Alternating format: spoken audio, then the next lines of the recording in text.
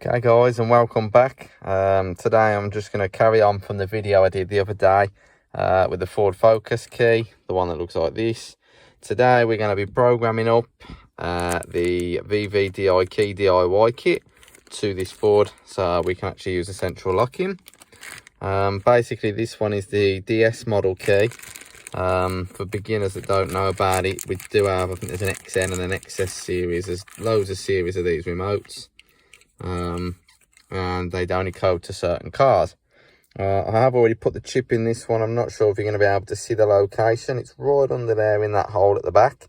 A lot of people asked me the last few days, how do I get the chip into that key? Because it's not as easy as it is in some of the others. But still, that's the back of the board. No battery, as you can tell. We don't want a battery in there until it's programmed. Just mind the fuzzy video where I just plug the key in to show you.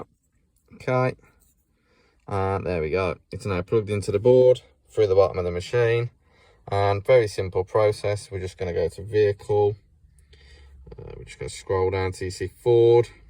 If you know the fob, you can select it up here. I'm just going to do it the easier, simpler way so we know it's going to work first time. I'm just going to scroll down Focus, and as you can see, there's the ones that are all used on this Ford Focus. The main one is 433 ASK, and then you got 433.92. Most of the Fords are 0.92.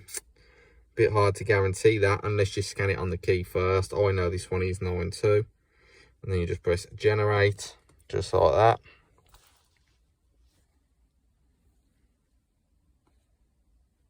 Generate remote, sorry.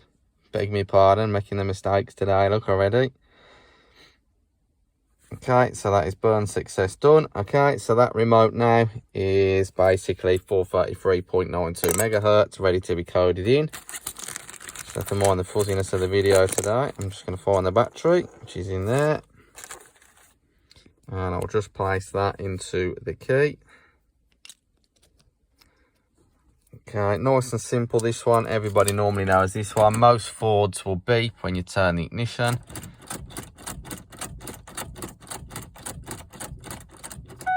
There you go, so there's the beep you're looking for.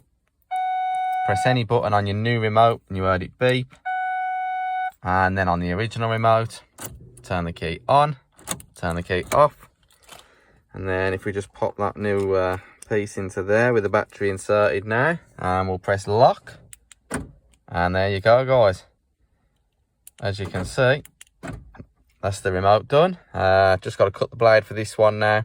I will do a video on this. I don't normally do the video on cutting the blades, but a few people have asked me what equipment I'm using to do the blades, so I'll do a video on that this afternoon. Any questions regarding these remotes, if you're having any problems with them, just get in touch and I'll be able to answer any questions for you. Thanks for watching. Feel free to give us a like and a share.